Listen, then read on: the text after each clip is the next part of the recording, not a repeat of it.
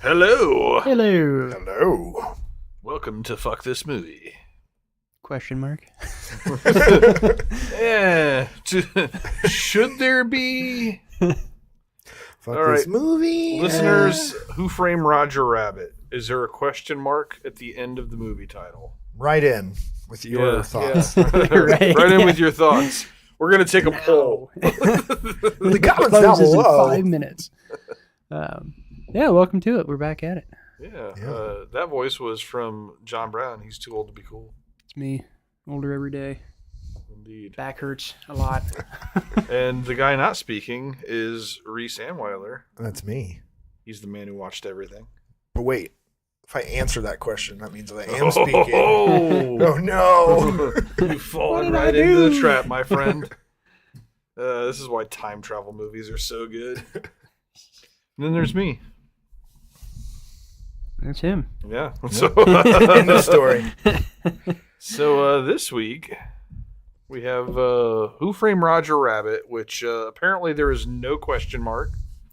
So the title I've created for this YouTube video is fucked immediately. But that's all right. No, it goes back to the fuck. We could get it in editing, This except movie our is editor has awesome. had a baby and really has Yeah, been screwing the pooch. babies, man. They'll They get you. fuck all kinds of things up. Who had a baby? Matt Wise, like a million Oh. years ago. Oh, you want to get him back to He hasn't cleaned editing? up. He hasn't cleaned up our yeah, edits here in a man. while. He's the reason we haven't blown up yet. Yeah, mean, it's all really on his his. fault. Gold, man. Yeah, no, he Yeah. was our only listener. And our only editor. Our only fan. Permanent band. Shit. Oh shit. Anyway, John Brown, you chose Cool World and Who Framed Roger Rabbit as I our did. focus for this episode. And we got together and we watched both movies back to back. Some might call it a double feature. Yeah, I mean that's usually what it's called. Yeah. Yeah, I had it in mind for a good long time. They're both some of my favorite movies for sure. Really iconic for me growing up. One is definitely better than the other, but I still think that they are both pretty fucking cool. Yeah. Um, Cool Yeah. world. So I'd never seen them back to back. And I remembered Who Framed Roger Rabbit being better. yeah, it is. But I It- think it that is. Cool World actually really suffered from being watched back to back with Who Sure, Framed sure. Roger Rabbit. Like I thought it was like ooh, like this, like when because we watched Cool World first, Yeah, and then like Who Framed Roger Rabbit, like immediately when you see the animation and live action interacting, it seems so much more fluid and Yeah. natural, and like immediately. And well, the thing is about Cool World is that it's directed by Ralph Bakshi and the art's by Ralph Bakshi. And Ralph Bakshi is like very old school animator, and he Yeah. has his own. It's his super his style. stylistic. Yeah, Yeah. he's very stylized, and it's not ever been any different. It's not really ever gotten better.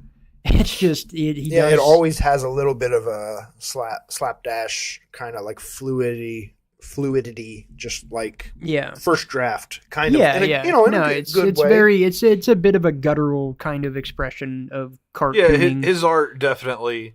I'm just talking about specifically the way that the animation interacts with the live action. Oh, yeah, yeah, for sure. Like that. yeah. It seemed like I don't remember it being as rough, and it's because I've never watched them together to see how Right. smooth it is. Yeah. Yeah, with in Who Framed Roger Rabbit, yeah. and then like yeah, They like show off with it. In Yeah. Roger Yeah, they Rabbit. do a little absolutely, bit, yeah. I mean, absolutely. If you compare the scene where he in Cool World where Brad Pitt holds up his cartoon badge and it looks like just like this Yeah. cartoon badge floating over his hand. Yeah. Then compare that to like any scene in Roger Rabbit where like not only is there a cartoon character in the real world environment, they are interacting with real world items. Right. Yeah. And then like the pile of special effects that went into having this hammer float in the air so it looks like a cartoon Right. character's wielding it. Yeah, and all the shadowing and shit like that, and like the Yeah. lighting, it's Roger Rabbit is just fucking masterfully done. At the end of the day, that's what it is for sure. I do one thing I'll say for Cool World though that I do appreciate is one difference between these two movies is Cool World is mostly in the cartoon world, whereas Who Framed Roger Rabbit is not only a couple of scenes, and some of the things they did to help that, to facilitate the like being in the cartoon world as much as they were with the live props they use. It gives it its own atmosphere and environment, which I do. I would actually take it a step further. I actually would argue that even though there are like a select few live action scenes, I would argue the Cool World is a cartoon. Yeah. Oh yeah. That like incorporates some live action characters. That's for sure, and some live action elements. Whereas like Who Framed Roger Rabbit is literally a combination of the two. Yeah. Well, it's a common. I mean, they're both combinations of the two, but like I never feel like Who Framed Roger Rabbit is a cartoon though. Right. But it's I it's also not 100% a live action. I mean, no, but it's way more live action than Cool World, and I think that I appreciate that about Cool World, that it is basically a cartoon. I mean, that's the difference between the two for sure. It's just interesting to me because Cool World has some live action scenes that are like extremely live action. Yeah, and like to an extent, their live action scenes are more live action than Who Framed Roger Rabbit scenes, but the cartoon scenes are just like most of the movie, and they are very cartoon. Yeah, I don't know. I liked it as a double feature. I thought it was a great idea to put those two together because they are very, even though they're so different, it is. Yeah, it's a cool comparison. It's two ends of a spectrum, basically. Yeah, for sure. In style, in writing, because Cool World is much more adult. Forwardly adult, much grittier, grimier. Roger Rabbit is still plenty adult for its time, especially, but still like not quite. I mean, it is Disney stuff. You are getting fucking Looney Tunes characters. They couldn't push that adult thing too far, exactly as much as they do in the 80s, which is, again, by today's standards, is plenty adult. But yeah, they're just like two sides of a coin, and yeah, I enjoyed watching them back to back together. I enjoy them both for what not my they are. favorite Brad Pitt performance. No, he was rough for sure. I actually wanted to see where it was in his timeline because it's like, it's even before he had like an inherent charm to him. Yeah, like to me, his I don't know. As he's aged, he's got like kind of a richer voice. Yeah, and like he doesn't get into that in this. Yeah, right. And like I guess he just probably doesn't have it yet. Well, also like his balls have not dropped. It was just simple character in a simple script, so like there is that too. And I feel like a lot of maybe the writing. I feel like there's a lot of things that are trying to like they were trying to nod to or take from Roger Rabbit because Cool World was 4 years after, and like his character is a degree like similar. Yeah, at least the like story the idea wasn't as well put together as well. No, that is another. That's thing. the biggest failing is the story is not very well put together. It is very like this happens, then this happens, then this happens, kind of just like whatever we kind of want to do with this world. Yeah, and no, it's super. Third act especially is like what is going it's super chaotic for sure, and I guess to a degree you could argue that plays into the cartoon nature of it because I mean, and every scene is full of cartoon nonsense. Like, it's probably a little too much, really. But I do, again, I appreciate it. But yeah, that's the other failing is it's chock full of wacky bullshit. There's not just like a little bit of wacky bullshit. It's just like constant wacky bullshit. Yeah. Like, kind of hard to take. But like I said, it has its charms and it's fun. And just growing up on that dude's shit, like that's one thing I think I like about it. But it is funny, like, where you can tell what he really cares about in the animation, because, like, the animation on Hollywood is pretty good. It surpasses all the other animation in the rest of the fucking thing, And it's not as clean as Roger Rabbit, but, like, you could tell they put all their eggs in that basket for her, which is, again, she's the whole centerpiece of the thing anyway, so. But they had a little bit in them, but I'd be curious to know the differentials on the budget also in context of the time frame of the movies. Well, Who Framed Roger Rabbit did come out 4 years before Cool World. Yeah. This is an iconic movie for me because I think this is the first like VHS tape that I talked my mom into purchasing. Right. and I knew nothing about it. I literally I grew up in a small town. We had like one of the small town grocery store. Right. They had like a one shelf video rental system. Yeah. I had one in the town that I lived in. And for whatever reason, they had a whole kiosk of Who Framed Roger Rabbit like VHSs. Went deep. And they had a kiosk. Yeah, it was just like in this like they were small really town, banking like, on this motherfucker. grocery store. Yeah. And I saw the kiosk, and it's very colorful, and it's got a cartoon rabbit on it, and it's like, Mom, I want this movie. Mom! Yeah. Like, and I totally got, and this was the first movie that I ever Right. owned, and I watched it, I think, twice the first night that I owned it. Oh yeah. I mean, at the end of the day, this Like, thing is fucking my mom, iconic. Like, I watched it while my mom was napping, and then after she woke up, I made her watch it. Right. You're gonna Check love this. out. According Yeah. to Wikipedia, the budget for Cool World was $28 million, and then the budget for Roger Rabbit was $50.5 million. Yeah. So yeah, it shows about twice, Yeah. a little less than twice the budget, and even with 4 years. Yeah, the 28 million is surprising. I would have thought it would have been less. Yeah, it is. Yeah. A little bit higher than I would have thought too. And but- that's probably, well, I guess it wouldn't be Brad Pitt, but what's her name, and Oh yeah. are probably the bigger part of the cost than the Kim the Basinger. animation. Yeah. Kim Basinger. Yeah, for sure. Yeah, no, like Cool World is rough around the edges, but it's got its charm. But yeah, Roger Rabbit is just flatly iconic, and it's like Dude, it's hysterical. every- too. It's every just, time. It's just Oh, like a it really is. funny movie. yeah, it's got everything, man. Honestly, and it I does. love how they're ragging on the main character for being an alcoholic the entire whole time. Yeah, no, some pretty hilarious Shameless, jokes. man. dude. Yeah. Just so many good jokes. Oh, I thought your name was Jack Daniels. Yeah. like, Jesus Christ, bro. No, Go Roger easy had on it when again. Roger approached him to solve the case. There was a line when he was at a desk that just fucked me up.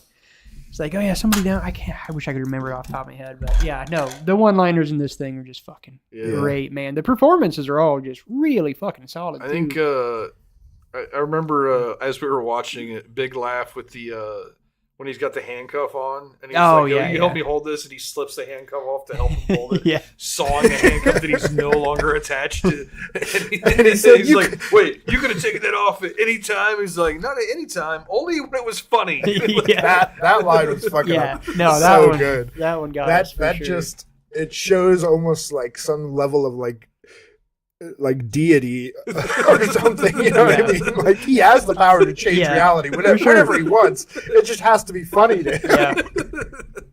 Now the So blending good. and the placement of the tune, the physics of tunes in the real world, Yeah. and like the nods and acknowledgement of that in this movie is super fucking fun to Yeah. just see, because again, Cool World is just tune shit all the time, and it's not really tune shit out in the real world at all. In Cool World, you don't see it much whatsoever until the characters at the end of the movie are Yeah. blinking back and forth. And then it's like being half-assed, tunes. like it's like morphing.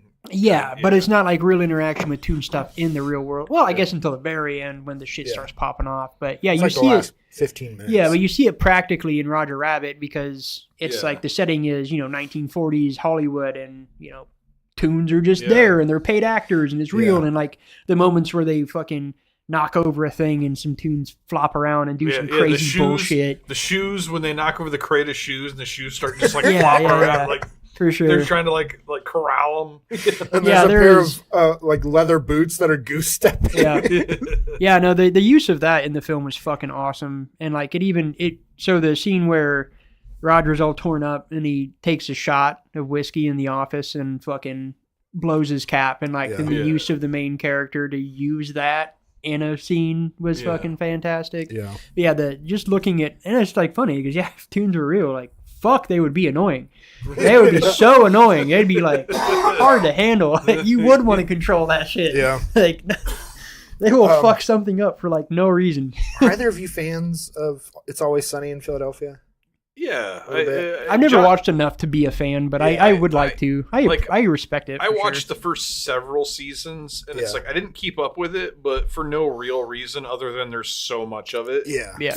It's hilarious. It is a very entertaining series. Yeah, It's it's undeniable. honestly pretty consistently too. But this time around, Roger Rabbit was giving me big Charlie, like Charlie Day vibes from It's Always Sunny. Just the absolute stupidly over the top, but like kind of lovable little idiot. Yeah.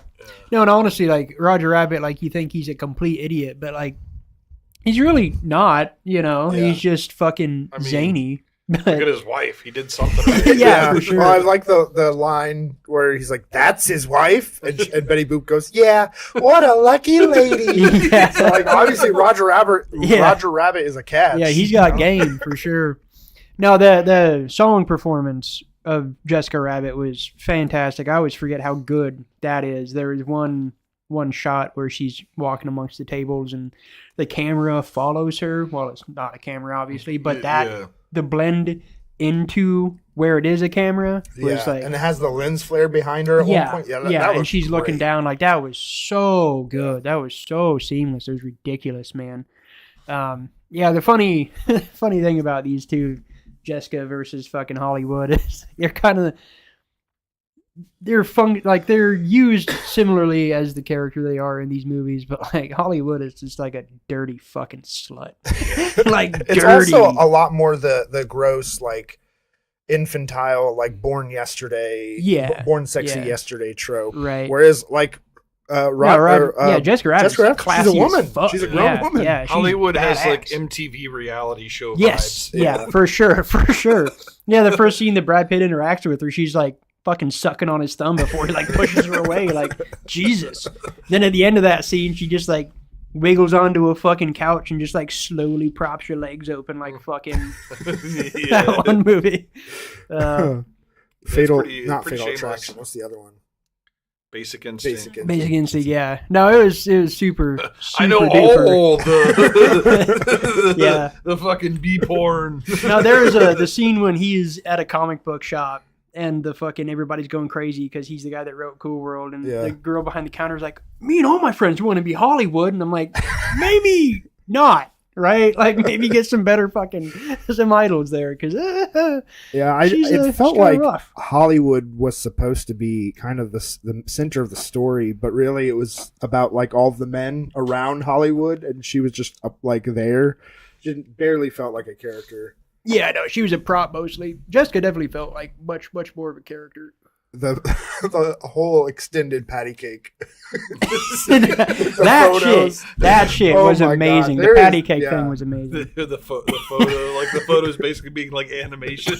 Yeah, not patty cake. Oh man!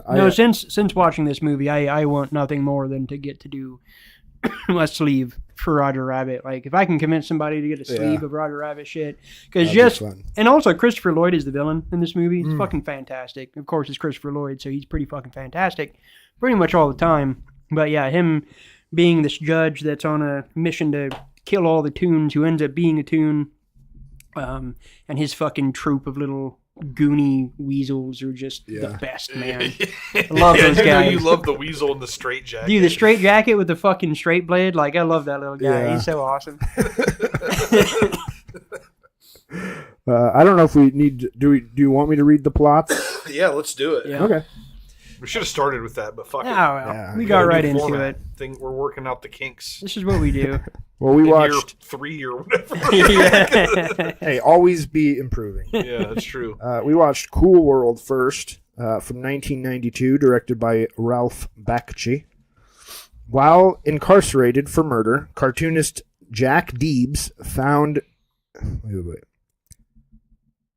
Escape. Oh, okay. Sorry. Whoa! I was Reading confused because I do not remember an escape, but it's. I mean, the movie starts with him like leaving prison, so it's just odd. I don't. Part of the. It was really hard to follow. Yeah. No, it was, and that whole thing too, like, was completely abandoned, like, never mentioned again, like him killing his wife. It was never really. We probably should have read this before we watched the movie. We might have gotten more from it. Right. While incarcerated for murder, cartoonist Jack Deebs found escape by creating Cool World. See, like that's not. Oh, found escape by creating Cool World. Okay. I didn't realize. I thought he made the comic and then went to prison. Yeah. This makes it sound like he made the comic. That's the vibe that you got from watching the movie. Yeah.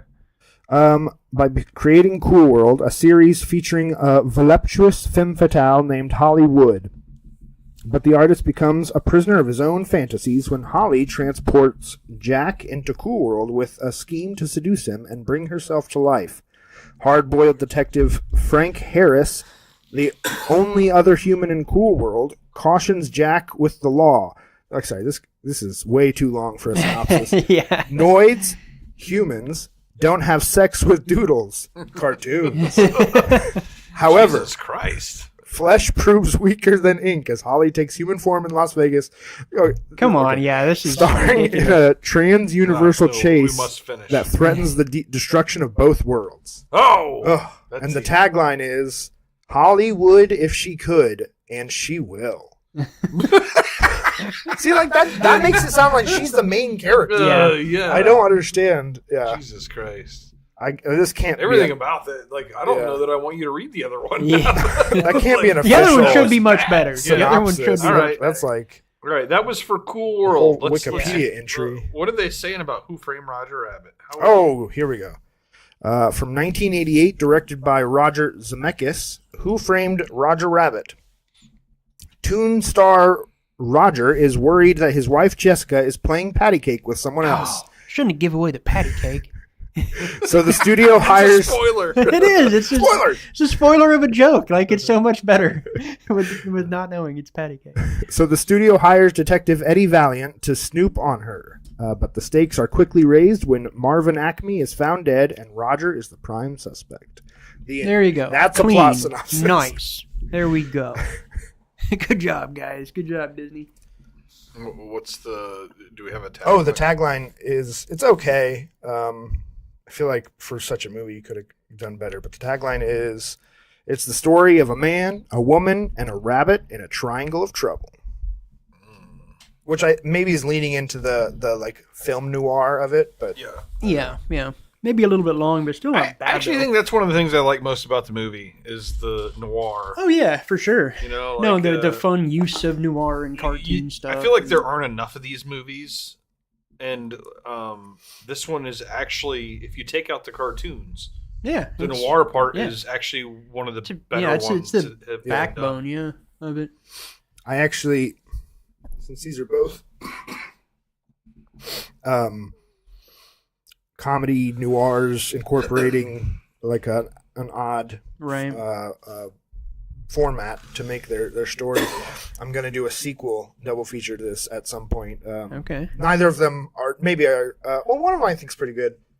I know one of them is The Happy Time Murders. Okay. You saw that one? I enjoyed that one quite a It's bit. a pretty fun one, and I It's feel fun. like it fits right in with these Yeah. two. Yeah, And yeah. then the other one is, they did a couple years ago, they did a movie, like remake, spinoff, whatever, of Chippendale Rescue Rangers. Okay. Yeah, I didn't Did you watch watch it. that? No. It was on Disney. It's directed by the Lonely Island guys. Okay. And the leads are John Mulaney and Andy Samberg. It's really funny. And again, I think they probably even reference Roger Rabbit in it. Yeah. But, right. that would be Yeah, a very yeah, fun double feature sometime. Interesting. Yeah, one thing I'd say for Cool World that I think would have made it, like, again, the writing was just not really there, but one thing that was frustrating is, like, there was no,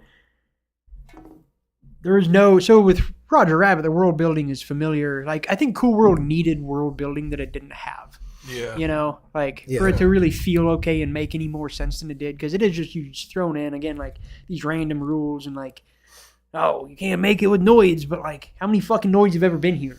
Yeah. You know, like, so I far mean- it's you and this guy. Half of the synopsis I read felt like information they don't tell you in the movie. Yeah. Like, are Yeah. you just supposed to know this? Were you supposed Right. to read the prequel comic But, book? you know, or and I think something? that's one thing I love, or one of the things I like about it the most is the world that it presents. But yeah, you don't get it in the movie, and that's like definitely one of the frustrations of it. Like, Yeah. if they would have spent a little bit more time, like this movie, I think could be like prime for some degree of a fucking reboot, and to Yeah. spend more time with it with a better writer and actually do a little bit of world building. But is- still with 2D animation, not Yeah. CGI. Yeah, exactly. that'd be cool. Because like one thing I want to give this movie credit for too is the fucking atmosphere of the backdrops for the city. The city in this movie is just a cool fucking spectacle. Like Yeah. it's fucking cool. It's worth any artist, any illustrator I think would want to watch this movie for the sake of just drinking that badass shit in because it's really fucking cool for old school 90s kind of grungy animation. Like, Yeah. so. I've seen some of those buildings reflected in your artwork for sure. Oh yeah, dude, for sure. I always fixated on that. I love cityscapes. Cityscapes are so cool. This is one of the coolest cityscapes that I've seen in media. But yeah, it was a fun double feature. I'm glad we did it. I'm glad I finally got to pull the trigger on it. But yeah, going I in. was like well overdue for a rewatch of each. I rewatched Roger Rabbit not a long time ago, probably when the boys were like 10s, probably like 5 years ago. And it's every time I watch it, it's the same. Like, I know it's a really good movie, and then I watch it, and I'm like, God damn, that's a really good movie. Yeah, it gets a little better every time. Yeah, it's one of those movies that just more than holds up. Fine wine. Yeah, it does. And I'm already like right there with The Rocketeer as like those Disney movies that you forget are Disney movies, and then are also like way better than you ever remember they are. Yeah, for sure. I only watched Cool World for the first time a couple years ago, but Roger Rabbit. I don't think I've watched for over a decade. And I think I'll probably this weekend watch it again with the kids, which they've seen it, but they saw it when they were 10. So it's like completely like gone out of their memory. So, and now, especially they're being older, they'll like even appreciate it even more, So yeah, just fucking keeps on giving and giving, man. Watch Roger Rabbit for sure. Yeah. And if anything, the cross like studio character, you know what I mean, like Mickey Mouse on the same screen as Roger Rabbit and stuff. Some of that stuff is more impressive now. Yeah. And some of those Donald scenes versus Daffy Duck. Yeah. Some of the stuff with the Disney characters are really fucking awesome. The scene with them playing piano in the club is fantastic. The bit when he's falling and it's Bugs and Mickey, like. That was pretty fucking funny for what it was, too, Yeah. They're just like, yep, sorry, guy. We don't actually give a fuck. You could fall to your death. Kind of brutal. Skydiving without a parachute. Really, like, the rules of this world are known, right? So cartoons know they're fucking, they will live forever and cannot die. And they know this guy sure as shit can. They're like, take this gag fucking parachute. Sorry, buddy. It's like a fucking tire. God damn. Spare tire. Mickey Mouse is fucking brutal. Yeah. I can see it out of Bugs, but not out of Mickey. They're just all immortal psychopaths. Yeah. But yeah, it's good stuff. Good stuff. Good stuff indeed. All right. So, on to the next bit, right? Yeah, on to the next bit. What else you guys been watching? I'll go first. You should. I'm gonna go last. I have nothing really. Cool. Let me think about TV. Oh, I did watch the Duncan, Sir Dunk. Yeah. It was fun. I really, really liked it. Yeah. I just really liked it. I'm excited to see where they go with it. I thought it was just like super fucking really enjoyable. Quick watch too. Just super fucking enjoyable. Like. I really like the action and they really grounded the violence and like oh my god, when the guy takes off his helmet in that second to last episode, I just like fucking had like chills. Well, dude, just that whole battle, because like when I talked to Dustin about it after I watched it, he's like, man, he got his fucking ass handed to him in that fight. He just got the shit kicked out of him for the entire. What I enjoyed about it though is like it really showed like what that would really look like. Especially like, you're battle hardened. You present a story that's all these badass knights that have been whatever. But like, just going into that, being somewhat novice, like it's fucking terrifying, Whack, fucking mace to the side of the head. Like, dude, it'd be hard. It grounds the reality of that too, and just how like if you're a badass there. And I think the Game of Thrones always did a pretty good job. It did, but you're still like, and I know it's the same world, so it feels silly saying it, but like you're always felt like you're in a fantasy world, like Jon Snow dies and comes back to life, so it's like but it was like out of like a lot of the beginning of that show was like almost no fantasy. Like, I mean the very first scene was like zombies, like and it's just I think so like they let you know right away that it's like was the first scene of the show the White Walkers is literally like the first scene of the movie. The entire show, the entire series. I'm pretty sure the first scene was like, I don't remember any fantasy shit until the first scene of Game of Thrones. Maybe I just missed the scene, but is members of the Night Watch who had like escaped into like Winterfell. Yeah, and they were and like half of the guys who had escaped were like were killed by White Walkers, and then like the first scene in Winterfell is them like beheading these dudes who they had caught escaping from the Night Watch, and they were considered like traitors of the Night Watch. Yeah, okay. Yeah. Like, it's not like you're watching it and it feels like you're watching Lord of the Rings, like it's grounded in reality for sure. Yeah. I think just also maybe you get a little numb to the character deaths. And so like when you're watching now this, where there's like one or two main characters and you they're not going to die, but somehow that makes it like fucking worse when they're just they get stabbed like 7 or 8 times in that battle. Like, Jesus Christ, he could have died. Like woof! Like I said, when the guy takes the helmet off and like the entire back of his head is missing, you're just oh god, Jesus Christ! I love after what's Knights of the Seven Kingdom. After that battle, when he's like licking his wounds by the tree, and his like buddy comes over, and he's like. And then my is like, oh, there's nothing I can do for him. He's definitely going to die from these ways. He's like, get the fuck out of here. Like, he's the worst Meister like in the land, man. Like, don't listen to this fucking asshole. You'll be fine. You could take an ass whooping. Dude sucks. No, I thought it was super, super enjoyable. The different tone was refreshing for sure. Yeah. And it just being, everything was just so I love how it kind of mocks really the seriousness of right, like the other Game of Thrones series. Yeah. When they start to play, like will nobody stand up and fight with me? And they start like the one dude, like humongous dude, stands up and they start playing like the classic Game of Thrones music, and then he just like lets out a big fart and like everybody starts laughing, and it's like the comic relief in this. It's so much more lighthearted than the other things.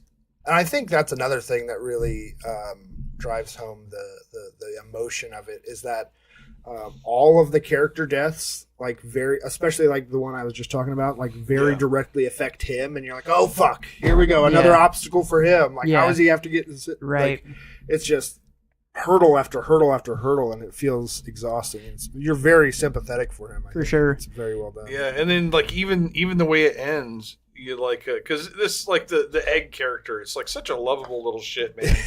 And then like you watch the ending, you're like that little fucker, like this dude, this more problems. This dude's just like determined to get this poor guy killed. Dude, for sure. This motherfucker's gonna have a hard road.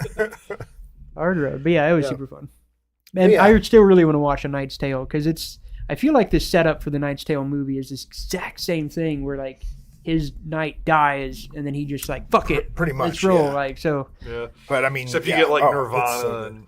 It's a good ass movie though. But it gave me hankering to watch it. But again, as we've talked, like there's just not very many things that deal with jousting tournaments. I know, and shit, so it's kind of fun. The other thing is, I kind of want to see more. I was really a little disappointed that we didn't get to see a jousting tournament, more action because like you so rarely get the opportunity to see that kind of for sure. action on screen. I wanted to see more of it. Yeah, but obviously, you'd get tired of it. It's just fight scene after fight scene after fight scene. You can go to medieval times. Yeah, that's true. That is true. We should do that. We should go to medieval times. Would actually, I've always wanted to.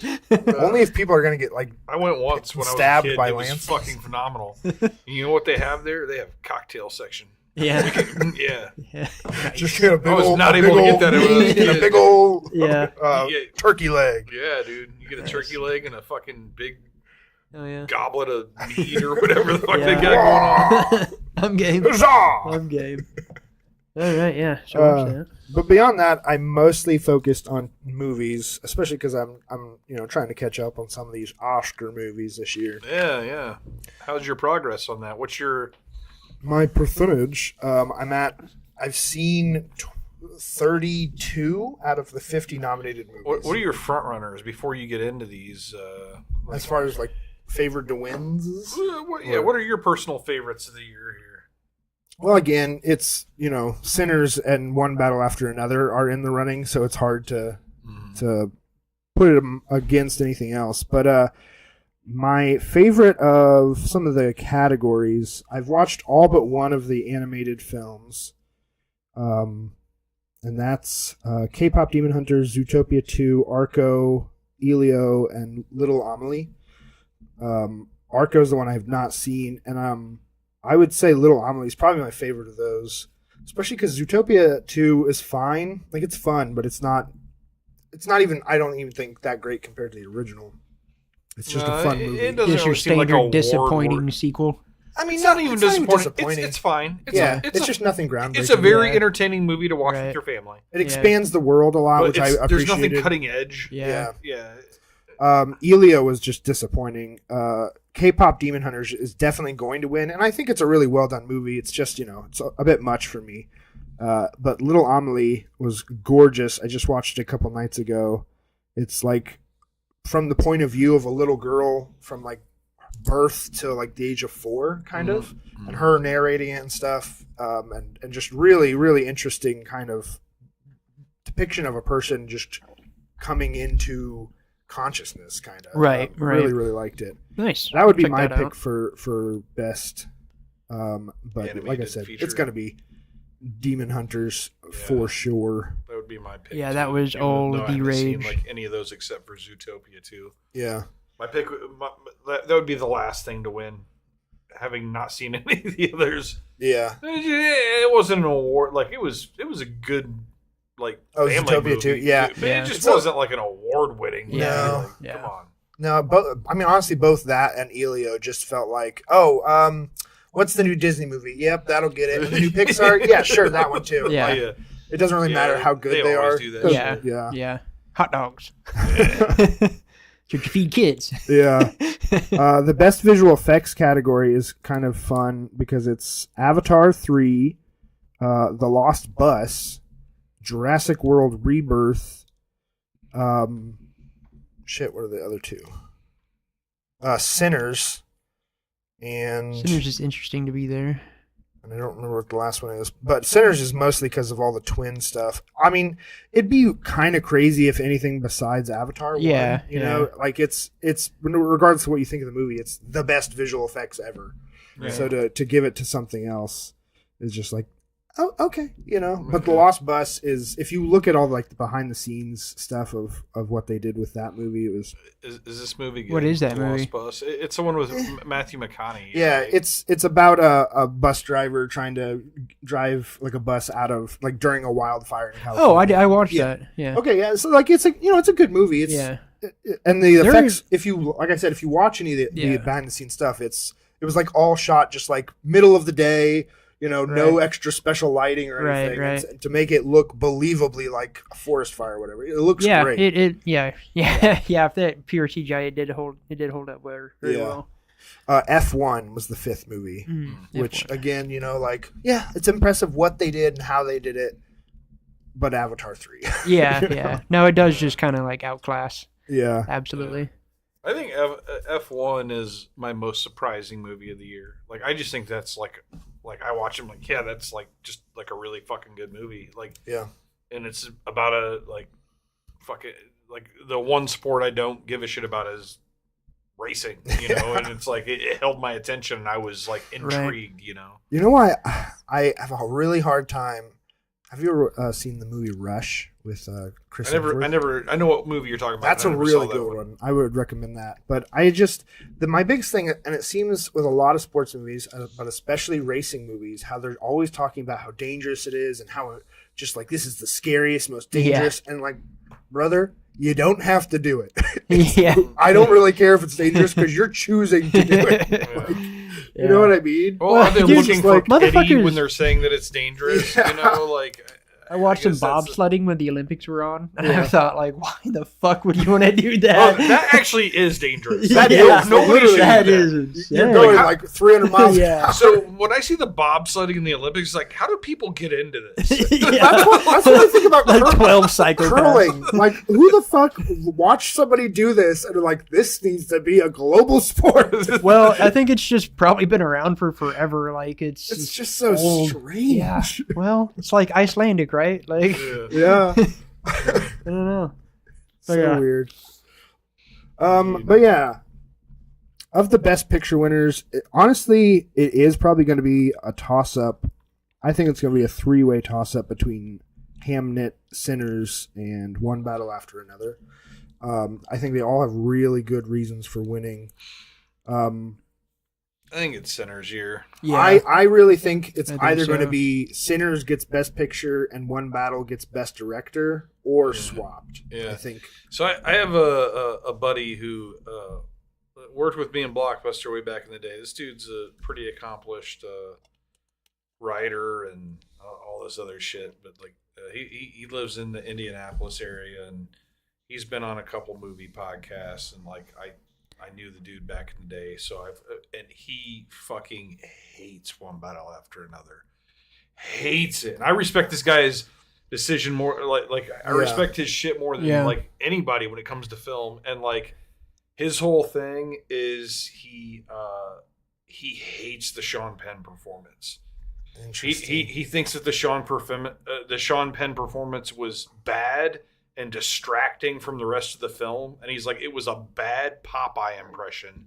Huh. And like, has he heard RFK talk?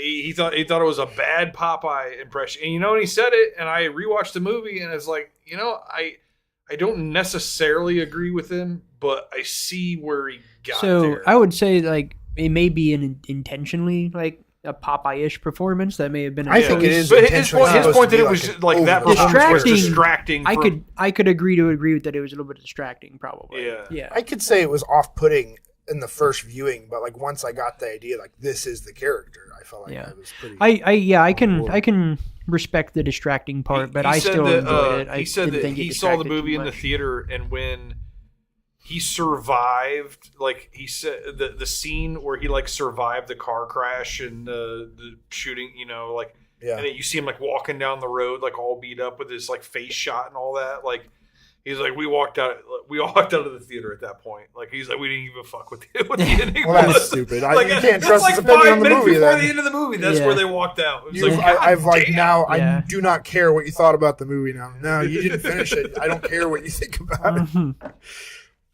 Yeah, I think the movie's fantastic. It's incredible. I did get to rewatch that one a couple of weeks ago, and it holds up. I've been waiting on the rewatch. I've been trying to watch it with the wife. But if you wanted to say that Sean Penn's performance was a little distracting, I can see that. I think off-putting is a good word. Yeah, it was a little off-putting. I mean, the character is supposed to be off-putting. Yeah, he's supposed to be off-putting. But if you want to say that the performance was as well, I see where you're coming from. But to me, like, Leo's performance was so good. Benicio del Toro, just his little bit in there was just a super fun little side quest. As little as the character is doing in the story. Really, those two characters, like, on screen together were the best parts of the movie. When he's like getting him out of town. Thank you, Sensei. Yeah, no, it was. But Sinners is. It's a very impressive film. Yeah. I did just last night. I got to watch Hamnet, which is another one of the front runners. This is like. Is that the Shakespeare one? Yeah. In the game, right? In the game? No, never mind. I was thinking something else. This is the one that's about Shakespeare, like losing his son and then writing Hamlet as like inspiration. Okay. And it's, obviously we don't. It's semi-fictionalized. It's like Shakespeare in Love. It's like a fictional accounting of how Shakespeare came to write one of his things. Yeah. But I liked it a lot more than Shakespeare in Love. I mean, I haven't seen that one in a long time. I think Shakespeare in Love is like kind of a hidden gem. I think that movie actually kind of rocks. Yeah. Maybe I should rewatch it. But I think you should. As far as like, I'm not a Shakespeare guy, but I will get down on some Shakespeare in Love. Yeah. As far as like period accurate of like Shakespeare era, it's probably like one of the most like gorgeous movies I've seen. I thought like everything like about the movie, the cinematography, the lighting, honestly, just some gorgeous visuals. I got the 4K disc from Karma, right? And it's just I feel like there's so many scenes in forests and in like foliage, and it feels like you can just see every fucking leaf on the trees. It's really, it almost looks like a fantasy film at certain times. But just really grounded costumes and performances. Right. Kind of almost on the level of The Witch as far as the envelopment of the world. Authenticity. Yeah. Really liked it. Jessie Buckley, I could definitely appreciate her getting the Best Actress Oscar if she wins. I don't know if there's stiffer competition for that one, but seems like high chances for her. This is for best supporting or best actress. She's the lead, yeah. So Okay, so best, best best actress, yeah. But it's up for directing, best picture, best lighting, or whatever. So it's got a lot of nominations. But liked that one a lot.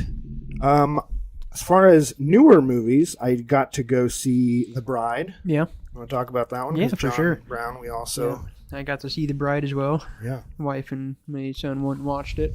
Yeah, it had some. I had only seen the trailer, but I was very excited when I saw the trailer. And the open to the film is definitely like not what you expect at all. Yeah, yeah. And that definitely was like I had to like put myself there. I think a little bit like, readjust what you're expecting. Yeah, kinda. yeah, exactly. Again, off-putting. Yeah. It was definitely off-putting, and I definitely can get people being put off by it. I think by the end of it, it was worth working through. Just kind of being patient with a mechanical or a narrative as a mechanic, to kind of build the world, and I think it works. Overall, it ended up as good performances that were fun on screen with the main character. Yeah. After she became the bride, Yeah. the back and forth was fun. It doesn't really like make. It's an interesting choice to be like she's possessed by Mary Shelley.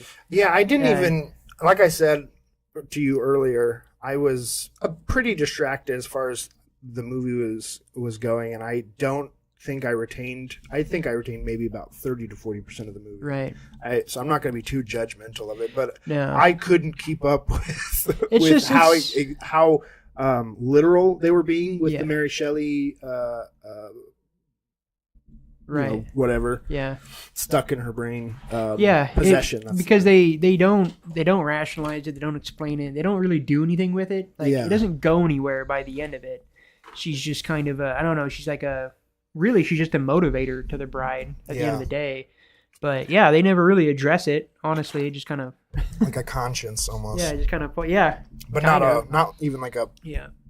pro conscience, No, but it was interesting too because she never directly like addressed Frankenstein as Frankenstein, knowing that he's the result of her. Like to put Mary Shelley, just the idea of Mary Shelley in this world where Frankenstein actually happened is, it's weird, but it's kind of interesting though. I mean, at the end of the day, it's kind of interesting to frame the world in that way that Mary Shelley wrote this book and then some fucking guy was like, I did. Let's do it. I liked the connection to the original Frankenstein. Yeah. In that he is Frankenstein, and takes place about 100 years later after the initial Frankenstein. And I appreciated that too because there's his search for like longing and a real relationship makes a lot more sense in the context of like roaming the earth for like several fucking like over 100 years. And like I really dug his performance and just the character of Frankenstein because he's honestly like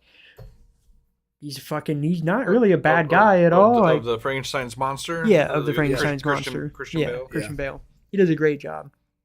My recollection, there's no depiction of Dr. Frankenstein. No, right? it's just the monster. Yeah, the monster just kind of shows up and is like, hey, this other scientist that followed the work of the scientist that made him, I think, or was at least aware of it, which is now... Yeah, she'd studied his work. Yeah, in the modern, this day and age, and set in like the 30s, she was continuing and he got wind and was like, proposition... Like continuing Frankenstein's work, basically. Yeah. So like proposition her to give him a bride. And so it brings in... The bride's character was a prostitute that was like hanging out with mob people. And she gets killed in a night because she is in the same bar as a mob boss and she starts like calling him out, and then she gets rushed out, and then in the thing that happens after she gets rushed out, she gets killed, and then that's how they find her body. But we don't need to go into too much detail. detail. I just want to give you the setup. Yeah. So they bring in this mob element. Okay. So it has the kind of like Bonnie you and kind of Clyde. get that vibe from Yes. the trailer for sure. And that I thought that was fun. It was fun to see Bride and Frankenstein, Bonnie and Clyde. I think it worked really well. I think their performances in those roles. I was a little really, nervous really about good. this movie just from the trailer because it did look like they were trying to like make a more fun, lively version of like the story, and I was just a little worried that I don't know if that works. Well, it's definitely not like it's not too much fun because I mean, it gets ridiculous a few times. it gets ridiculous, but it is like naturally dark though. I mean, Yeah, like it yeah. does get ridiculous. It does get ridiculous, but the tone though is still like the tone is not light. You know, it does get ridiculous, and there are fun scenes, but yeah, overall, like They also reference, if you know like a lot of Frankenstein lore, they reference a lot of different tellings of Frankenstein. They reference young Frankenstein at one point, but I think they explicitly reference like the Robert De Niro's somebody told me, Right. I think a side character is mentioned at one point that is a character from the Robert De Niro Frankenstein. okay, And there's different stuff like that where they're referencing almost like meta references to other adaptations. acknowledging that, and that's what this is at the end of the Yeah. day, and yeah, I think it's worth it. It definitely can off-put somebody. I don't think it's doing well, and I can see it, but I think it's kind of a shame because it just takes like, I think it's worth a rewatch for you. I would definitely, really especially because should. I have people who want to see it, so I would definitely Yeah, rewatch it. but it takes a little bit of patience at first. But like there are other movies like that, like Son of a Woman. Like I had the same kind of like Yeah, with that film. Like fuck, there's something that I have to get used to here, like in just the abrasion of the character. So I think it's worth it when you do, and I think their storytelling all in all is pretty fun, and I enjoyed the Bonnie and Clyde element yeah, because of their performances. Yeah. Like I think a lot. I think they made it work really well. and like I said, Annette Bening as the Doctor. I loved her character and her performance. I thought that I was always really love Annette Bening. No, I think she's just I fantastic. Honestly, don't know almost if you'll like it, unrecognizable Dustin, but I as think Annette you Bening. should definitely watch it because I I definitely will. I mean, it's appreciate fucking it. Frankenstein. It's like Yeah. No, they do it's some like different stuff. The original, like 31 Frankenstein, is like one of my favorite movies ever. I think there's a very satisfying, like Christian Bale's Frankenstein's monster is very satisfying, and he feels very true to Frankenstein, like as Frankenstein as a concept, as the story goes, he feels like a very real Frankenstein, and like because he's a good one, he's good, you know, like like it all tells like making the bad tale, choices. yeah, the tale of Frankenstein, like this is the guy that would have been like he's a believable result of that tale, Yeah, you know. yeah. And so that really grounds it a lot, and I think it makes it work really, really well. And like, there's a cool scene where like, I think the doctor cautions him about something potential, and he's like, "What if she looks like this, or what if that, or whatever?" He's like, "I'll love her," and like, Yeah. it was so genuine. He's like, "Yeah," and he just does like, and this chick is like fucking nuts, right in the movie. She's fucking Which nuts. I love. Like that part is like Yeah, and perfect, what I like, really loved that's was the like bride. he did a great job at being in love. Like there are really great shots and scenes where he's just watching her insanity, and he's just like falling in love with the insanity. Those are the elements of the film that I'm more interested in. Yeah. Like how those work, because that's what I'm going It works really well, I think. The Bride of Frankenstein. Yeah, it works really well. There is real passion, and like there's a little bit of betrayal, and then it becomes back to passion, and yeah, it's fucking good. I thoroughly enjoyed it. There's a fun revolutionary thing too, where she incites women to fucking paint their faces and fucking pop off guns and shit. I'm like, Great costumes too. Yes, all wonderful around. costumes for sure. There's a big variety of like kind of more real world costumes and then the fantastical costumes. Yeah, he's got an obsession with the dancer, and that plays in. So there's a little like Yeah. dance number, but yeah, it's definitely more fun, and it will put people the fuck off. A lot of like actors, I won't get into it, but a lot of actors show up. Of like, I didn't know you were going to be in this Penelope movie. Cruz. I'm like, Yeah. she's in this thing. Yeah, She's a pretty main character too. So yeah, I thought it was good. yeah, worth watching. I think. Yeah, it was sad though because like the guys at the theater were like first two showings, no one came. I was like, oof, It's a bummer. that sucks. Yeah, it feels like that's just about every other good movie this year. Yeah. Well, I feel like every time I go to the theater, I'm like, it's like me and Molly, Yeah. and nobody else. You know, I mean, part of that's just picking the right time slot. Yeah. Yeah, but it is still sad though because there's like It I went is. on Sunday on release weekend though. It's still on release weekend. Like you expect like somebody like Yeah. like low numbers sure, but like literally just fucking no one. It's like God, I feel for you guys cooling this giant room right now. Yeah, yeah. Fuck, that exactly. sucks. Yeah, I hope you bought like some cocktails and Yeah. like some popcorn. Right. And, like buy those Like concessions. Yeah. Oh God. You just want to donate money to them.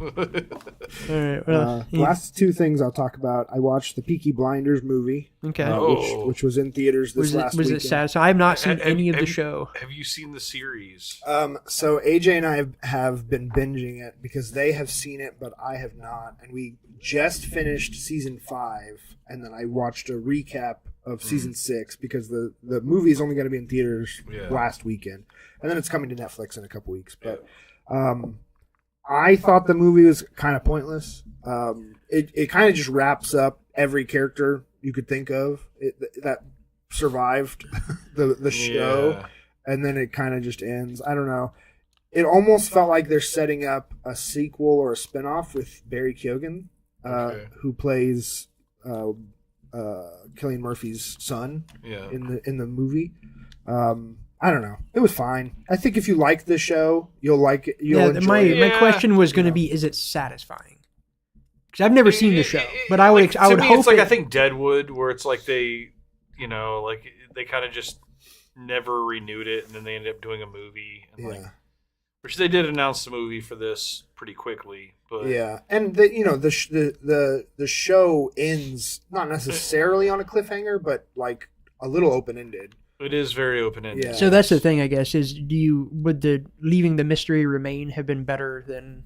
I don't know. I guess No, once I watched you season wanted 6, closure because they almost like... all right, this is a big spoiler for the series, but they basically make it seem like the main character is going to die. Right. And then he kind of doesn't. Right. And so... Yeah, you're just not in a Sopranos way, like the scenes coming up, but like like end of a story arc. He's still alive. Yeah, like you start the last season out saying there's no way he's going to survive, and then he kind of inexplicably does, and so you're like, what are we left with? Like that's crazy that he didn't die, but now what? You want closure to the character because you didn't, you thought that like closure was a foregone conclusion, right? But if you've never seen the series, John, highly recommend it. Yeah, I've been wanting to watch it. It's fucking killer. Great performances. You're a cinematography guy. Great cinematography. Yeah, nice. It's definitely great music. Yeah. Do you know who does the lead the theme song? That's Nick Cave Nick Cave in the Bad Seat. Okay. Yeah. Actually, Red Right Hand is my the cocktail that I always order when I go to Falling Rabbit. Nice. It's not on the menu. It's from a previous menu that Molly did. Yeah. But that's actually the name of the opening tune. Yeah. Oh yeah, I know that song. Yeah. Yeah, I love that song. That's the theme song. That's the show. theme song. Nice. Yeah, it's fucking dope. Like Yeah. just a really really good series. And Cillian, it's the best thing Cillian Murphy's ever done. Yeah. I felt a little bit like after season maybe 4, the show kind of starts feel like it's spinning its wheels, kind of just drawing the story out. But for the most, I mean, it's solid all the way through as far as performance and everything and the characters. But the movie, I thought there was some really unsatisfying character ends, and I felt like not Cillian Murphy, the other guy, Jess said, Barry Keoghan. I thought he was very underused. It almost felt like, why'd you hire Barry Keoghan for this character? Right. I don't know, but maybe setting up. if you like the show, you should watch it. It'll wrap it up for you. Nice. And the last thing, the Gorillas, the performing artists. Oh yeah, the Gorillas, I saw that. The short. Yes, right? They've got a new album out, and with it, they put out a 10-minute animated short, and it is like some of the most gorgeous animation I've seen. It's all 2D. I mean, it's made to look 2D. Yeah. And just really, really, it looks like classic Disney, like it's very obviously referencing the Jungle Book, but that's the kind of you like can the almost see 90s. the sketch lines. Yeah, in it, yeah, and yeah. It's so fluid. I love that era of It's Disney. gorgeous animation, and it's free on YouTube. Can I backtrack just for a second because I'm just intrigued about the Peaky Blinders movie? Does Tom Hardy's character make any appearances in this? No. Really? Yeah. Okay. So I guess he just lives. That's because that's the other thing. Tom Hardy is fantastic in it too. Yeah. I do enjoy Tom Hardy and they shit get like that. kind of like a guest star each season. Like Adrian Brody's the bad guy for a season. Okay. Yeah.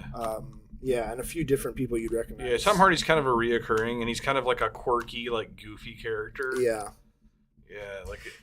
I guess. Well, what I was gonna say about the end of Peaky Blinders was I was comparing it to Breaking Bad, where as far as a TV show followed by a movie, because Breaking Bad I think is a very, very satisfying end to that show, and then the movie, while you don't need it, it also felt perfectly. It's very satisfying end to the one like kind of storyline that didn't get tied up in the series, and it's left open, right? You can make your own ending for Jesse. I really enjoyed that. But the movie is great. It's a great movie, and it just only adds to the show in good ways. Yeah, in no way is like, okay, well, you're really kind of retconning something into the movie or show. In a way, it kind of bridges Breaking Bad to Better Call Saul as well. So So comparing it to that, I mean, that's pretty unfair. That's like as far as good as it gets as far as a movie spinoff from a TV show. But it was disappointing comparing it to that. Okay. But yeah, that's what I've been watching. All right. Well, covered the one that was on my list, but thankfully I remembered another one. What was the one? The Bride. Oh, The Bride. A couple things that I wanted to talk about I didn't talk about on the last episode because there's so much to talk about. One was an A24 movie that I had watched when it came out, but it popped up again, and I just decided to watch it again because I registered someone was in it that I didn't even register before. But the leads are Robert Pattinson and Guy Pearce, and it's like a post-apocalyptic Australian wasteland, which is like post-government collapse, not apocalypse. Yeah. Post-governmental collapse. I mean, let's be honest. It could be modern-day Australia. We don't know. It feels like they just shot it in like Mentone of Australia, a lot of it. But it's easy to, Australia just lends to it. Like, you need to shoot an apocalypse? Go to Australia. It's perfect. But no, it was really good. I remember it being really good the first time I watched it. But after... Because that was before I'd seen The Lighthouse and even had Robert Pattinson on radar outside of fucking the Twilight films. So I wanted to rewatch it for that. And man, his fucking performance he puts him, it's really fucking good, man. He is a skilled actor for sure. Yeah. But Guy Pearce was fantastic too. It's a draining movie, it is just dirty. Yeah. And gritty, grimy, and but you do get it does end satisfyingly after it's like a Mad tragic Max thing. if you don't want to have any fun. Yeah, exactly. No fun. Exactly. It's exactly that. No, there's some pretty brutal stuff. There's a scene where Guy Pearce is trying to get a gun, and the character that's selling the gun is a midget, and it takes him little person and takes him to his trailer. Dwarf and fumbled there. Height challenge. Yeah. I would say dwarf. I believe little person or dwarf is fine. You're good. But yeah, so he's just making this gun deal, and he's like, "How much for this gun?" 200 or whatever number. He's like, "Right, I don't have that." Okay, well it's gonna be this much, and he's like, just fucking pop. Just fucking right in the face, no hesitation. I'm like, God damn. Yeah, you gotta pick your battles in the apocalypse. yeah, exactly. Especially as a little person. Yeah. I couldn't remember the ending at all because the whole bit is these people steal his vehicle and then he's on a quest to get his vehicle back and don't quite know why he's looking for his vehicle so hard, but he's just doing fucking everything, and so you assume it's something maybe about his wife, whatever. Ends up being his dog. He goes through all this shit because his dog is in his trunk and he wants to bury it. If I remember, this predates John Wick too, which is a little funny because it's the exact same story motivation. But so much more real. And this dude is a badass. I mean, he just never misses a shot in every shot he takes in the movie. Not in a John Wick. No, not in a John Wick way. And just conserving bullets, kind of. He's good. Yeah. That's not flashy. That's just actually a hard shot, and he did it. Yeah. But yeah, it was really satisfying. Again, Robert Pattinson's performance blew me away. So that was really good. I'm glad that I rewatched it. I need as dark as it was. I finally got to watch The Green Knight. Oh, so good. It is a really good film. It is gorgeous. Everything's perfect. Dialogue's perfect. Performance is perfect. But the story's kind of fucking stupid. It's just kind of fucking stupid. It's just kind of fucking pointless. It doesn't make any sense. And it's kind of a long watch. watch too. It is. It's kind of a bear. It is. So It's easy to get immersed in it, and again, it's Yeah. fucking gorgeous. I mean, it's pretty. Like this movie is. It's. Yeah. I The like taking thing it in. I feel like I want to, like, it's like a little genre where people are making movies, especially that one, honestly, because they're like folk tales more than like modern storytelling, and especially Yes. that in that it's Yeah, yeah. literally based on 100-year-old story. So there is some Right. like not following these modern story conventions that we Sure. understand. And it is like some weird scenes Yeah. that even like maybe on a second watch you're like, man, I'm sure not understanding why this is in the movie, but Right.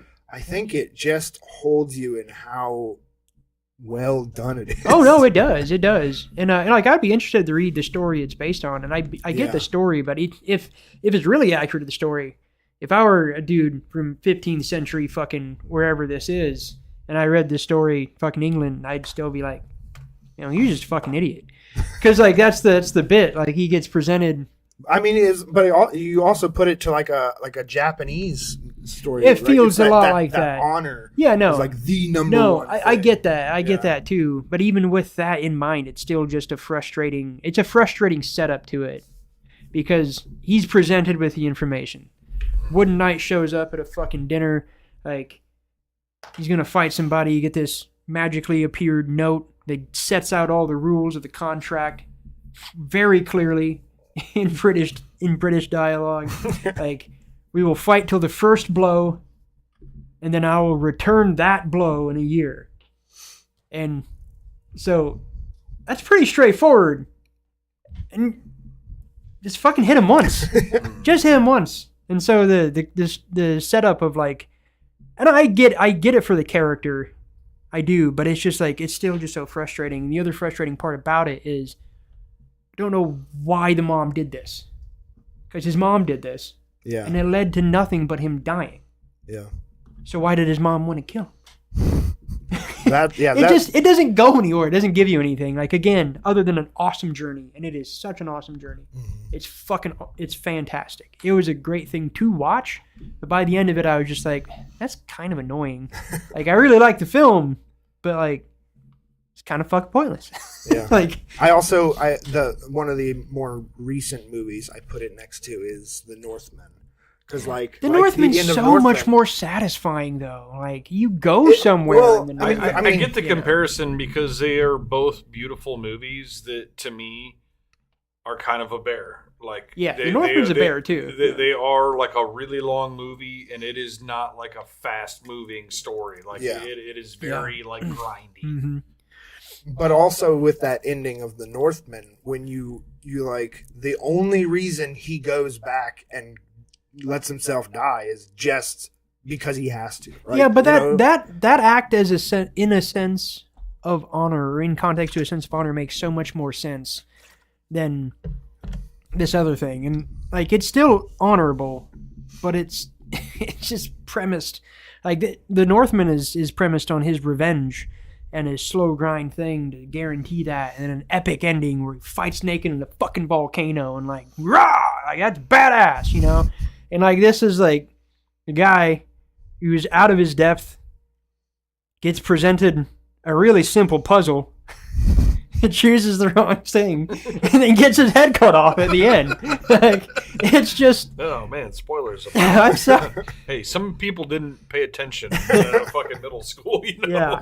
They don't know the ending. To this See, I don't, story. because it's not King Arthur. It's an offshoot of a King Arthur, an Arthurian story, and I'm not familiar with the base I mean, story. well, King Arthur's in the He's movie. in it, but this Yeah. isn't King Arthur. Yeah, This is like he's King one of Arthur's King Arthur's fucking knights. Yeah. nephew. I mean, this Yeah. is You literally know. Sir Gawain and the Green Knight. I mean, like that's the story I learned in Oh, fucking English. okay, right? yeah, all right. Yeah, that's So is literally that the is story. that what happens to? Yeah. Yeah, it's, Okay. It literally is. Well, still, yeah, it's its I- own story. I still just yeah, it's a stupid story. yeah, It's just a stupid story. I think it's a fine take. yeah, Also, it's a fine I mean- take on it for sure. It's Yeah. again, I it's mean, I think your wonderful to take that watch. it's a stupid story is a fine take. Yeah, is what yeah. I'm saying. Yeah, I that's also fine. don't That's know fair. if it's presented in the movie that he knows that the Green Knight is an immortal being, and that I think his idea is if I kill him, he can't whatever, Yeah, however hard I hit I him, don't he buy can't that though. hit me In the moment of that thing, again, it's like note magically appears and magically disappears, like clear magic everywhere, and like again, you're presented with very clear terms, like first blow, I'll return it. What do I do? Well, I mean, Kill the motherfucker. not to tell you what to do, but you could cut off my head. Again, like, just forget about the whole. Don't worry about the contract. Like, I'm just saying, like, if you wanted to, you could do this. I'm not gonna say what the consequences, but like, dude, you like poke, or even just actually attack. But that, he was just like and again, he's just completely out of his fucking depth. Yeah. He did a good job portraying that. I mean, his performance, and he still great. comes back to being. It ends in honor. The story ends in honor, and I get that it's just a tale of a kind of a tale of honor, but it's just not. The tale is not satisfying. The experience of this film is fucking awesome and super satisfying. Yeah. A very rare kind of fantasy movie, like high art. The like, fucking almost like the wardrobe, of fantasy dude. films. Just everything was just God. It was you. Yeah, you were in it. It was wonderfully done. But like I was just like, man, it's kind of fucking dumb. At the end of it, that's all. That's all I got to say about that. And then you should watch it though. We caught Sleepwalkers, a Stephen King story from the 80s. I remember that one. Yeah. Is this a cat? Yeah. Cat people. It's fucking weird. It is. It's weird. Oh, wow. They don't address a lot of shit. It was a movie. I've watched several the 80s Stephen King movies. Yeah. I watched one the other day. It was about a dog that was super smart and was being hunted by some monster. Oh, I thought you were going to say Cujo when you said dog. No. There's another thing. This is a Stephen King? Yeah, I'm pretty sure it's Stephen King story. No. That was a Dean Koontz. Oh, okay. Okay, so I guess it doesn't apply to that exactly, other than maybe I guess a thing in the 80s where author stories were just like woefully represented. Yeah. Because Dean Koontz is not bad, and I like Dean Koontz and Stephen King. I think he's he's not as good as Stephen King. Like Stephen King, his like horror type deals do not translate well to film. Well, I think with both of those guys, the stories that they tell are like really convoluted and like big, but they work in when you read them. They work as when a you book. read them, yeah. And like I watched this movie, and just like the movie from Dean Koontz, they're just too much, and they didn't even try to make any of it like make much sense. They just kind of plugged shit in. Here's a quick toss you into the water. Here's some stuff going on, like plug this character in, plug that in. Here's some comic relief. I don't know, like here's some stuff. Yeah. But it's like, just like fuck, this probably could have been a really cool movie, but they just like couldn't do it. I think, it's just kind of frustrating to watch because like I believe there's something here. It was kind of fun. It had its merits. It was like it's people that shapeshift into cats. Yeah. And feed on people by sucking their souls. It was never my favorite. I remember seeing it not being my favorite. No, there was some pretty funny moments. I put it in the same like that era of Stephen King where you had like people under the stairs. Yeah, like I put it in the same category as like people on the stairs is better in that movie though. Not by much. I don't but remember either one of them well enough to compare them on that level because it's been so long. But they were both just kind of like meh. People on the stairs is actually way better than this thing. But this thing had its charms and it was fun moments. It was cat themed, so I like elements of it. But part of it didn't make any sense because they're cat people. Or people that transform into cats that love fucking incest, and they don't really cover that. Wait, what the fuck? Why? Okay, I talked about a movie called The Cat People that is also about a dude trying to fuck his sister. Like, why? What is it about cats that everyone thinks they're in? Like, I have not known cats to be incestuous, but so maybe they it's don't. Just people that are into incest also seem to like cats. Yeah, right. But it's about a kid and his mom, and they just like the first scene you see them together, they just go fucking hard into just up in each other's shit. Okay, not a kid, though, right? No, like a fucking 17-year-old, 18-year-old kid. Okay, yeah. Okay. Yeah, no, not a kid, but it was just they really leaned into it super hard. Weird. And they didn't really rationalized it by any means. It just was there. So you just watch this movie trying to pick up the story, and there's just random incest happening. It's like, I don't know what to think of that. Where's the rest of the story? But they do like really like. There's a point where he's getting chased by a cop, and so it's like, okay, they're shape-shifting cat people. This is cool. And he's like, after he cuts down a road and like hiding from the cop, he just kind of concentrates really hard for a second and makes his car invisible. And I'm like, well, where the fuck did that come from? And then later he just like turns it into another car. That happens to be temporary because it undoes itself later in the movie. But yeah, it was the best thing. There was this sheriff or this deputy that rolled around with a fucking cat, and it was like, what was his name? It's like Bosco or some shit, but he had a little collar on. It was like Bosco the attack cat. That motherfucker was the best part of the movie. He was there. He survived. You're not making me want to revisit this one. He got there at the end. He took him down. It's not part of the... I feel like the Stephen King movies are like the early ones. Like to me, like Christine is like fire. kind of a fine That's film. a fire movie. That's good shit. Original Ckery too. Yeah. I haven't watched remake's that in a while. okay. Yeah. So yeah, that was fucking fun. That was something. But then I watched a really adorable romantic comedy called Your Monster. You ever watch that one?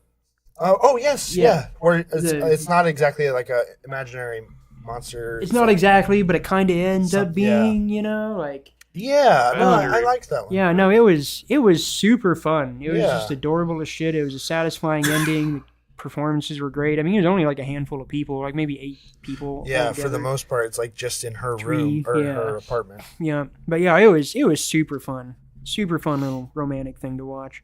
Caught it randomly, and I was very satisfied with it. And then other than that, I finished Fallout finally, Hell yeah! Did and you I finish was Fallout? super Finished Fallout. Hell yeah! Yeah. Thought they kept it going. super satisfied with the ending, and I think I really do appreciate what they're doing. I missed most of the shit from the newer games. 'Cause I only played the first 3 games. So all the Vegas connection, like all those stories and characters, I'm completely unfamiliar with, and I think that people might be frustrated that they're not exactly following game storylines in like sequence, but what they're doing is taking elements of the game and then creating their own narrative and plugging those elements in. And I think for Fallout as a universe, it works super, super well. And because the atmosphere and the experience is the important part of the Fallout experience. So I'm excited how it ended because that's more of a thing from like the first game. Mm-hmm. And they're bringing elements from the second game, like things that they just haven't covered yet that are in the universe. So I'm excited to see those things come in, even though it's not sequentially accurate. Yeah. I I don't remember any of the games I've played that take place that much before the bombs dropping. So I really appreciate that they are building their own version. Yeah, well, all the games take place after the bombs drop. Yeah. And so what they're doing is like setting up, how it came to be, and that's been super fun to like set up the world before, because you don't get that much of the world before in the game. So I think it's actually really cool that they're doing it, and I don't think that they're far off. And since they never really did it that much in the games, other than an amount, a little bit, I think it's a fun space for them to explore. And I think for me as a fan of the franchise, I'm just like all in. Like, this is great. That's the other thing. You get the chance to experience that world again for the first time because it's going to be different. Like, why do people get upset your only experience of that world in the games is it being fucking destroyed. Yeah. So it's fun I got to experience the Fallout world in this way, and now I get to experience it in a different way. Yeah. Isn't that cool? It's different. But it's still so on the nose with the it's not the humor same. and the action. The fight with Maximus and the fucking suit with the death claws at the end was fucking sweet. Like, I think it's fucking... Yeah. It's awesome. Yeah, I love it. It's awesome. Really well I think that I was talking about it today. I think the casting just is like a huge thing. Like just having such good people in the show helps the guest so spots much. too. So great. Yeah, I'm excited as fuck for the rest of that. So hopefully they just keep going. And I guess it was kind of actually I was talking to somebody about it the other day that it's like it kind of sucks if they are just following the game sequentially because they're kind of at the end of the game series and there's like a lot of shit in the game. So it's actually nice that they're just like cherry picking elements. Yeah, and then creating there's a new so narrative much to keep it going. Yeah, you can keep it going forever. I mean, they're in California in the show, right? And one of the games takes place Reno, in Nevada. DC, and one of them takes place in Boston. Boston, It's all over. So it's all, and at the end, yeah, they show you where they're going next in this another part of the country. So yeah, they Yeah. can go all over the fucking place. It's cool. I love it. All right. So the only thing that I want to mention, and I mentioned it last week, but I have much more of a basis for it now. Been watching the Apple series For All Mankind. Yeah. Nice. This is the alternate history sci-fi series starring Joel Kinnaman, which you know from Altered Carbon. Right.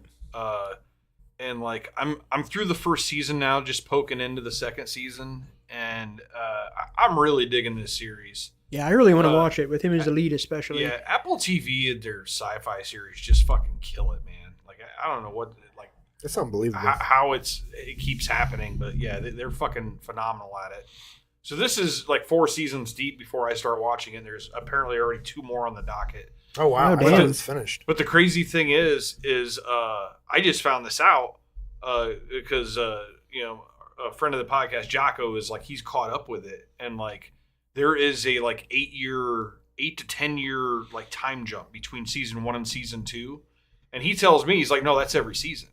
Oh wow! Like literally every Damn. season there's an 8 to 10 year time jump, and so like right away from season 1 to season 2 you're already seeing how they're aging each actor, because it's Right. like they're bringing back the same actors but as like 8 to 10 years older, and Right. like they all start out looking a little younger than they should for the entire first season, but Right. like Nice. seeing how they're going to do this. And so it's an alternate history kind of a sci-fi series, so it literally ends like starts with the Russians landing on the moon, and it's about how history would change because of that. Right. But it's always shot from like kind of NASA's point of view, but NASA and like the United States military start to like kind of become like intertwined in a way, you know, because of the events that happen Right. when it, like all of a sudden, instead of like us leading the way, we're chasing the Russians to everything. Right.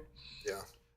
But it's really cool. Like, you know, like all of a sudden, you know, Jimmy Carter is never elected. Instead, Ted Kennedy is president. And like, Right. but anyway, the whole like feel of the series, like when you're watching each episode, if you've ever seen like Apollo 13, like the like very like kind of like anus wrenching like scenes where it's Right. like really intense, you know, like and like the puzzles where it's like, yeah, we need this to fit into this and you can only use this, you know, like that kind of like NASA Think that tension. solving Yeah. problem, like you get a lot of that. It's almost like Apollo 13 the series, in that it's like authentic space exploration, Right. but like also you're seeing like the world evolve with it. Right. No, that's cool. Yeah. Yeah. It's a sweet premise. And also, it's just gotten me like thinking about like the stars, you know. And it's like you start reading up, and it's like, you know, we haven't been to the moon since 1972, but like they're planning to go next year, which would be the 25-year anniversary of the last time we went to the moon. And it's just crazy to think, because like how one little thing can affect another. Oh, yeah, and like the for chain sure. reaction, you know. It's a fun, really fun series. Been really happy with it so far. Oh yeah. Yeah. I think I'll definitely be checking that out, because I enjoy him as a lead a lot, especially in sci-fi settings. So yeah, sweet. Yeah. It's on that long list of shows I have Yeah. interest in. Yeah, man, for sure. dude, It's in- like It's if you insane. just There's point and so click much. at a sci-fi series on Apple TV, and you'll be fine. There's just so much content coming now, and it's kind of just mind blowing how Yeah. there's enough money to keep funding all this crazy shit. Yeah. Anyone who ever seems to indicate that there's nothing interesting to watch, I'm just baffled. I don't know how to communicate with that person. Yeah. You're probably watching Throw a Fox fucking rock, News or yeah. some shit. Yeah. Oh my Yeah. god. Yeah. I've watched the last 72 hours of Fox News. Now what should I watch? I guess I'll watch the next 72 Yeah. hours of Fox News. Oh, God. So depressing. I don't know how you wouldn't blow your brains out. I mean, they want you to. That's what it's either end of that spectrum. That's what that news is giving you. Like, everything's fucked. Someone's coming to get you. Oh my God. Oh my God. Oh my Just God. stay in your house. I will. So that's I think we've covered everything that we've Yep. kind of watched since the last On to episode. the So, upcoming films. yeah, Pick. why should we go to the theater this weekend, Reese? Lots of good options, honestly. The bottom of the barrel stuff is I Can Only Imagine 2. It's a joke. That's a joke. I don't. That title's pretty bad. It literally. Is it also? No, number 2. It's the Okay. sequel to I Can Only Imagine. Okay. The story of the guy who wrote Not the as song well. I Can Only Imagine. Well, this is the sequel to the movie about the guy who wrote I Can Only Imagine. Nice. He's gonna write another song. Yeah. Ooh. Goat. I've heard pretty fun things. It looks like it has fun animation. And honestly, you've got decent kids movies or family movies. It's the Steph Curry movie. Yeah. Because the new Pixar movie Hoppers.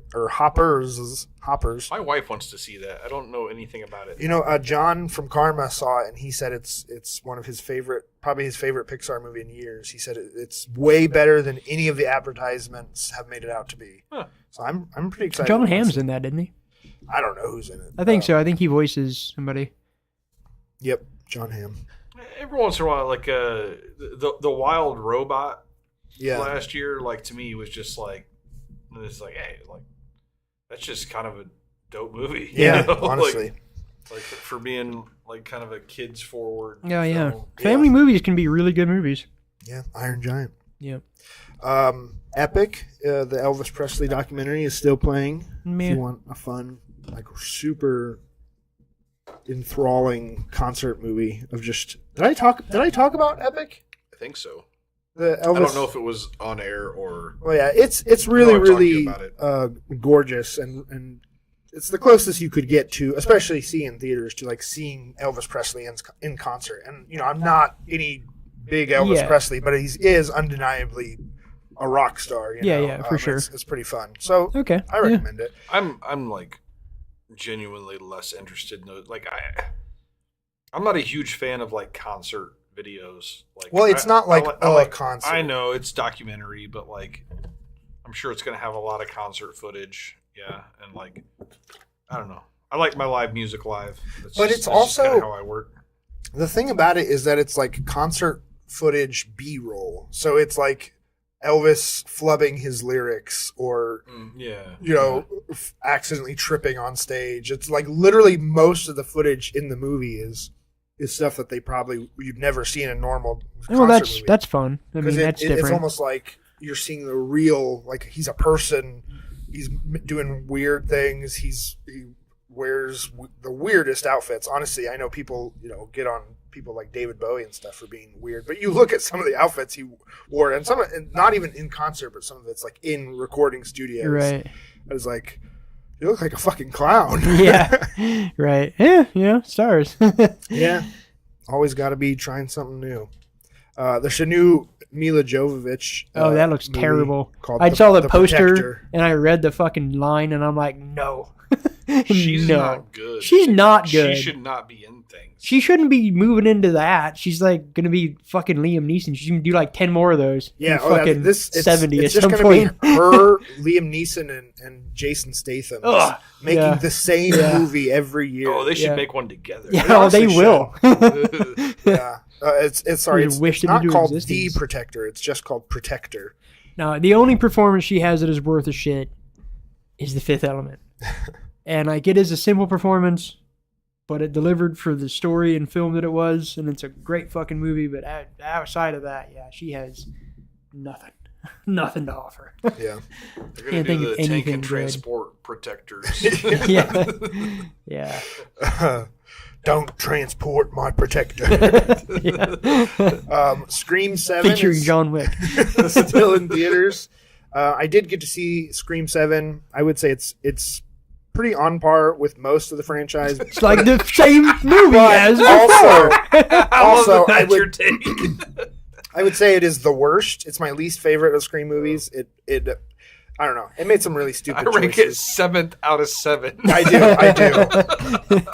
But I wouldn't say they're I wouldn't rank the movies it's not like, well, the 1 is the best and 2 is the second best and 3 is it's. I wouldn't say they get progressively worse, but this is by far the sloppiest. I mean, I've never said they get worse. I've always just said they're the same fucking movie over and over I again. stopped after 3, and they did get worse. That's in an the okay 3 place that to I've stop. watched. But this is the first one where I felt like they were making so many red herrings and twists. I felt like I needed a map Yeah. of like, okay, Ridiculous. I and saw the how was movie that because I've person seen connected? the trailer twice, and I feel like I've seen everything. Yeah, dude, the trailer's The the movie worst is example of so the trailer. convoluted. It is. Yeah. There's so many characters that they want you to suspect, and then almost feels like they confirm that they're a bad guy, and then doesn't really even explain how they're not a bad guy. It is a mess. Nah. It's because there's 2 of them, right? No, there's 4 of them. Oh, It's the only double way your this pleasure. asshole with a knife plan makes sense if you have a bunch of assholes with knives. Because if it's one asshole with a knife, it just won't work. Yeah. Somebody Are will they pick up a claiming stick. this is going to be the last one? No, I don't. They stopped doing it They- because yeah, they they should stop introduce claiming they that. introduce her daughter in this one. I'm ready for the one where everybody is the killer. Dude. They just stab each other. I will say it stays consistent to the franchise in that they don't go supernatural with it. It's not like, and this character's back from the dead. I know, but that makes it stupid. Yeah. It's an asshole with a knife. It's basically It's a slasher it's film. the soap opera of slasher Yeah. movies. Honestly, it is. Yeah. Because each movie is like, I am the cousin of this guy's brother. And like, I am the forgotten adopted child of this person's aunt. You are my father. Also, the idea that this character could go back to any resemblance of a normal life after, like, not only has she witnessed dozens of people that she knows personally get murdered, like, half of the people she's ever known have turned out to be serial killers. Yeah. Like, what the fuck? You feel like it'd be like more on your radar. you Yeah. know? Like that's what like one of the great things about Terminator 2 is that like Linda Hamilton's character, like she went through it once and she's like, I'm fucking prepared. Yeah. For Yeah, the rest of my for life, sure. I'm prepared for this shit. She you know? Like, is who every fucking obnoxious horror movie watcher thinks they are. It's like, Yeah. oh, I wouldn't do that. Oh, she is like that person. Yeah, She's for like, sure. Never again am I going to be unprepared. yeah. Yeah, this, what a great character. No, that's a good take on Scream though, the fucking soap opera. 'Cause it's Yeah. also a bunch of people that probably would have been stuck in soap operas Honestly, if it weren't yeah. for Scream. Just you very know? pretty dumb people. Yeah. No, it's I can't get up for it. I watched that trailer. I'm just like, no. I I feel watched like the I last watched one. The the- last what- one, 6, was so stupid to me. It was so stupid. Well, that's and the worst part is that they just scrap a lot of the characters because there were Yeah. disagreements with some of the actors. They were pro Palestine, so they just got Right. fired, and then they just didn't acknowledge the Oh. characters.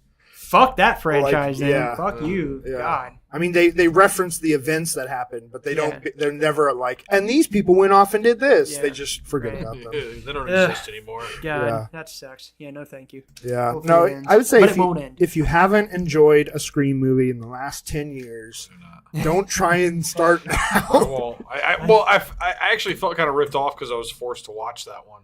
I felt kind of violated. What, 3? The first time I watched Good Luck, Have Fun, Don't Die, the Scream 7 trailer was on. And I remember like turning to Molly and be like, I just watched the entire fucking movie. And then like after watching it like the second time with the group of guys, and I was just like, guys, I've seen this movie twice now. Like I feel like I know everything. So bad. Luckily, I somehow avoided seeing any trailer for it because Dude, the trailer The has trailer everything. is. Yeah. It's just the best example of a bad trailer. these franchises, I know every twist, and there are twists because It's like I've the seen trailer them. was like Cool World's fucking synopsis, man. Like that's what it was. Yeah, for real. Yeah. It was exactly. Here's a movie. the rest of the movies playing. We actually, I was wrong about Peaky Blinders being limited. It is still playing in Warsaw. Oh, in Warsaw? Yeah. I might be watching that one. Yeah, so Well, go actually, see I'm going to that. be out of town. If it's there Sunday, I'll probably watch something. I'm looking clear up to Wednesday, and it's there. So, Oh, nice. The Bride is still playing. Which I do think you should see while it's. Please, people, go watch the movie. I It's would cool. also guess it's probably not going to be there much longer No. past this week. No. Hell no. If it continues to not do well.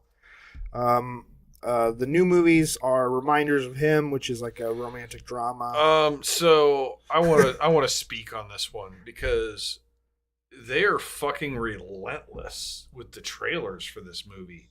I'm seeing them everywhere, man. Like, I can't watch sports without seeing a trailer for like Reminders of Him, and like sports fans don't care about this. Yeah. Yeah. Well, it's what it is all the Taylor Swift fans that got introduced to football because of Travis Kelce. That's what but, it is. But like, no, like, so the main character is the guy from Him.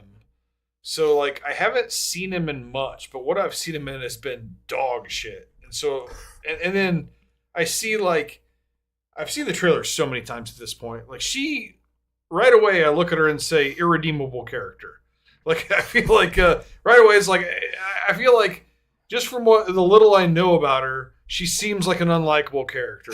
She's probably kind of a hoe. You know, like, I don't know, man. Like, I'm really down on this movie for no reason other than I've seen the trailer a million times and it looks sappy as shit, dude. Like, I've like never seen The Notebook, but I feel like I should watch The Notebook a couple thousand times before I watch this. I mean, The Notebook has character. This is just another in a long line of very, very like. It looked like a goddamn Lifetime movie. Yeah, it's a really high budget Lifetime movie, but not in. The money didn't go towards the script or the acting. It's just real pretty, sad. They're always like really sad. It's always about a spouse dying or something. Right. And then this new guy swoops in. I don't know. It's just so tropey. Yeah, for sure. Dime store romance novel. Yeah, but for some reason it sold 1 million copies. Yeah, except, you know, the 10 times the bunch fucking, of hungry like, women out there. It's like just Pretty softcore Woman, porn. but instead of like a nice prostitute, it's some like fucking like bimbo addict that lost her kids and like just trying to get them back, but she's still kind of a bimbo addict. Hoe to a housewife. Yeah, I don't know, man. Like, I wasn't buying it. Not interested. And then there's a new A24 horror film coming out called Undertone. Undertone. It's about a podcaster. No. It's very sound based, if you couldn't tell from the title, but it looks really interesting. I have only seen like teaser trailers, so I don't know exactly what it's going to be, but it looks good. I mean, I'll watch most anything A24 does. Just it's going to be interesting. Especially, honestly, I'd say A24 horror. Yeah, feels for pretty sure. promising. It's going to be something interesting. And then next week, Project Hail Mary comes out. I'm excited about that one. Yeah, I hope I get to see that in IMAX. Oh yeah. All right. And that's the new movies. All right. To the peak. So we just have to. I think I am up You for are. picks here, and Yes, sir. so this is what we're going to be watching for the next episode, which is episode 68. And this will be the 112th and 113th movie. Yes, it's a double feature. So I've had Crossroads, 1986, starring Ralph Macchio. I've had this as a movie that I have wanted to pick for so long, but the problem is it's kind of a short one. It's a 90-minute movie, and it needs a pair. It needs a mate. Right. You know, like it's a double feature, but it's a very music deep movie. It is about a blues guy, and like it really, in my mind, I was looking for what's another like musical movie to put with this, and like the problem with musical like the good music movies is they're all like fucking 2.5 hours, 3 hours, true. and it's really hard to make a. So I finally came up with one, and I ran it past John, and like got like ho hum feedback. I kind of thought like it kind of made me think like I was preparing a double feature that might be the most boring double feature of all time. And I want to have some fun with this. So what we're doing is the Ralph Macchio double feature. So we are going to do Crossroads, 1986. Really good, some really good Steve Vai guitar in this movie. Nice. A lot to love about it. It's a hidden gem that not a lot of people know about. And then we're going to watch My Cousin Vinny because I couldn't help but think about when we got to the last episode of the year last year, and we was like, what was the sexiest performance? I'm pretty sure we named like Weird Al Yankovic. You know, like it was bad. And so I'm bringing Marissa Tomei back so that we have an answer when we get to the last episode of 2026. Hell yeah. Nice. Sweet. All right. Good to me. All right. Well, that's going to do it for this episode, and we will see you probably in 2 weeks.